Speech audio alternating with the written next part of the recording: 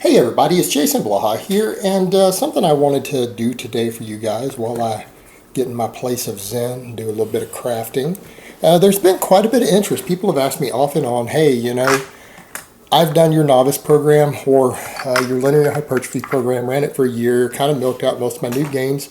I want to train, but I'm not interested in like that bleeding edge of progression. Your intermediate program is brutal.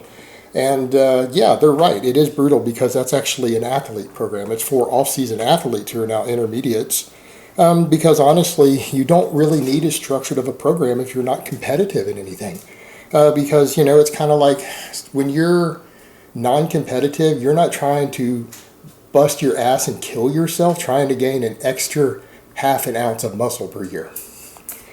But if you want that last half ounce of muscle, you're going to have to virtually kill yourself. That's just the reality of it once you're at that intermediate level. So what I could propose here is a pretty simple program. You could custom tailor it based upon volume and how much time you want to spend in the gym and how you're recovering. And that's the interesting thing. So what I would say is just like the novice program is, if you were to do a full body program, 3 days a week on 9 consecutive days. I don't care if they're Monday, Wednesday, Friday, Monday, Wednesday, Saturday, Tuesday, Thursday, Sunday, whatever, as long as they're non-consecutive so that you get that minimum of 48 hours between 3 days a week full body. Some people, depending upon their recovery and their lifestyle, could cut it back to 2 days a week. So I'm going to give you flexibility there. And that's the thing. This is a loosely structured program because, again, people who aren't competitive, they don't need quite as much structure because, again, they're not trying to ride that bleeding edge. They're not trying to, again, kill themselves for that extra 1% edge. People at a certain threshold will go, I'll live with 85% possible results. I'll live with 95% possible results if it allows me to be more flexible. Fine, let's do it. 90% results aren't bad. And because, again, not everyone's trying to be Mr. Olympia. Not everyone's trying to be in the NFL. Not everyone's trying to break powerlifting records. Some people just want to be in shape. Want to be reasonably big, reasonably strong, reasonably lean, and healthy. So, 3 days a week, or 2 if that's what you prefer. And that's what your schedule allows for. And I would say you basically need around 5 basic exercises to cover all the movement patterns in your body. Now, I would say for people who want to stick to purely a barbell because they struggle with figuring out what's going on with body weight stuff, I would say the 5 exercises you would need would be the conventional deadlift, barbell back squat or barbell front squat might be a better choice for some people. The push press, because again, intermediate and up, you want to be strong. Push press is going to have a lot better carryover to various strength endeavors. It's going to give you a stronger core. It's going to help you be more fit than a strict overhead press. And then you got to figure out what to do for chest and back. I would say, again, barbell people, you could just do the flat barbell bench press, and that would be fine because your upper chest has pretty well been covered by the push press. If you don't want to do that, you wanted to go with more body weight stuff, weighted dips, again, assuming you can do them safely. Again, a lot of benefits to weighted dips. You could do either one of those as your choice. So you've got options there. I could even argue that for some people, the decline bench press might be the best choice, depending upon your structure, as far as picking that chest exercise. For the back exercise, I kind of lean in the direction of chin-ups because you've already got the deadlift. Chin-ups, and then again, you will add weight as necessary to them. But the problem is some people aren't going to be strong enough to do 5 to 8 chin-ups. Sometimes, even as an intermediate, it's because they've gained a lot of body weight. So that's where it gets tricky to throw in chin-ups. It's going to depend on your body composition, I suppose. Maybe you want to diet down a little bit so you can do them. But chin-ups, and if you can't do chin-ups or you don't want to do chin-ups, you could easily do a Pendlay row. Now, people would say, why a Pendlay row? Because it carries over amazingly well to your deadlift and your bench press. If you're happening to want to do barbell work and you've chosen the bench press, and I'm going to say the closed grip bench press too, I'm not talking about wide grip. I want to clarify that. I believe the closed grip bench press is an overall better strength and size builder. A whole nother topic though. But That would be the 5 basic exercises I would recommend. And then, if you feel that you need something else, if you feel that you're not getting enough bicep stimulation there, throw in some bicep curls. Do some incline curls, straight bar curls, whatever. If you feel you're not getting enough side delt action, throw in some side lateral raises. If you feel like you're not getting enough rear delt, do some face pulls. In fact, I think face pulls are a good exercise for everybody. I might recommend you just throw that in as a 6th exercise by default.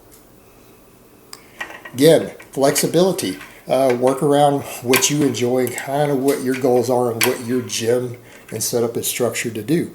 But basically, your choices are going to be conventional deadlift or even a deficit conventional deadlift. Some people that's even better. Back squat or front squat. Push press, then either the flat bench, decline bench, or weighted dips. And then either weighted chin-ups or pen lay rows. All right, what about progression? Well, progression is everything. There is no routine without a progression pattern.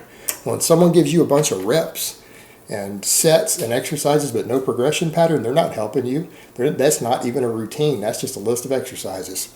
So progression, I would say for progression, it's going to be based partially on how many sets you want to do. Considering you're doing all this 2 or 3 times a week, you don't need more than 3 sets per exercise. Some people, I'm going to say even 1 set. On the deadlift, I'm going to say 1 set anyway. So you go in and you figure out how much time you have in the gym, because you're going to have to warm up a little bit. And for maximum strength and even maximum size, and most of the studies are showing that 3-minute breaks are more optimal than lower. Shorter rest times do not seem to improve hypertrophy if they make you reduce the weight. So with 3 minutes between sets, you're basically going to need 10 minutes for every exercise, including warm-ups. Minimum 5 exercises plus some other isolations. If you go 3 sets, expect to be in the gym up to an hour and a half. If you do 1 set, you might be out of the gym within half an hour to 40 minutes. So you know what? I'm not going to specify that for you. I'm going to let you figure out what sort of free time you have to dedicate, and if the extra time in the gym is worth a little more possible gains. It's not going to be a lot more. People have this idea that when you're doing all those big compounds that overlap, that if you do 3 sets, you're going to gain 3 times as much muscle as 1 set. Oh, you might gain 5% or 10% more, maybe. So again, loosely structured program. You figure out what you can recover from, what you have the time for, and if you're happy with the progress or not. But people who don't care about making huge amounts of progress, they're just in there because they enjoy it or trying to stay in shape, and maybe they don't enjoy lifting so much. Do 1 set. You're still going to make progress on it. You're still going to get bigger. You're still going to get stronger. You're still going to speed your metabolism up, let you eat more food, which is a big one for a lot of us. So you could just do 1 set. Again, if you're not serious about pushing the bull eating envelope, perfectly acceptable. So what about progression? I'm going to say come in, and if you're an intermediate and you've finished either of my other programs, you know pretty well what your maxes are. You know what your 5-rep maxes are. You know what your 10-rep maxes are, because you finished my novice program, so you have an idea, or my linear hypertrophy. Well, you've got a baseline. You don't need to do much calculations. Go to any 1-rep max calculator, and I want you to start with around your 6-rep max. And I want you to start with 5-rep sets. When you can do all of your sets or your 1 set with 5 reps, with clean form, no grinding, no breakdown, I want you to go to 6 reps the next workout. When you can do 6 reps, the same thing. You go to 7 reps.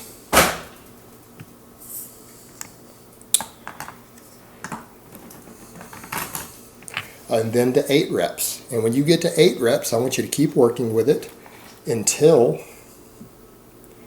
you can do your 8 reps on all your sets or your single set, depending on what you chose, what your time allows for. When you can get to 8 reps, I want you to add 10% to the bar and go back down to 5 reps. If you can't do 5 reps with the 10% increase, reduce it down to 5%. Totally foolproof. Can't fail there. Because no matter what, any weight that you can do 8 reps of clean form with, when you drop When you increase it to somewhere between 5 and 10%, you're most certainly going to be able to do 5 again. And then you just reset the pattern. Now, the question some guys will ask is, well, what if I get stuck at a certain point and I don't progress? Well, that's the real world. That's going to happen. Because a lot of you guys aren't going to be bulking a lot as intermediates. You might be recomping. You might not be trying to gain much weight. You're going to stall. You might stall for 5 weeks straight or 6 weeks straight at the same reps and sets. But you know what? So what? If at least 1 or 2 of your exercises is going up, you're still getting stronger. You're still gaining muscle. Work with it. Eventually, you'll move forward. Or maybe you won't, because you might be running this routine for 10 years straight. And you'll get to a point to where, you know, as we get older, there are finite amount of muscle we're going to be able to gain. Particularly after we've been training for years, and as you get older and hormone levels go down a little, you might lose a little. But you know what? You're probably not going to do any better on any other program than you would on this one in that case. And this one at least allows you to really get a lot of strength, a lot of athleticism to go with your muscle mass. And of course, because I said, hey, if you need to do 2 or 3 isolation movements for the things that you feel are the weakest on you because you want them for performance or you just want them to look better, you just want bigger biceps, you know, I can understand that. I mean, who doesn't want bigger biceps? Besides women, a lot of women don't. Most dudes want a little more bicep. Okay, so do some curls, it's cool.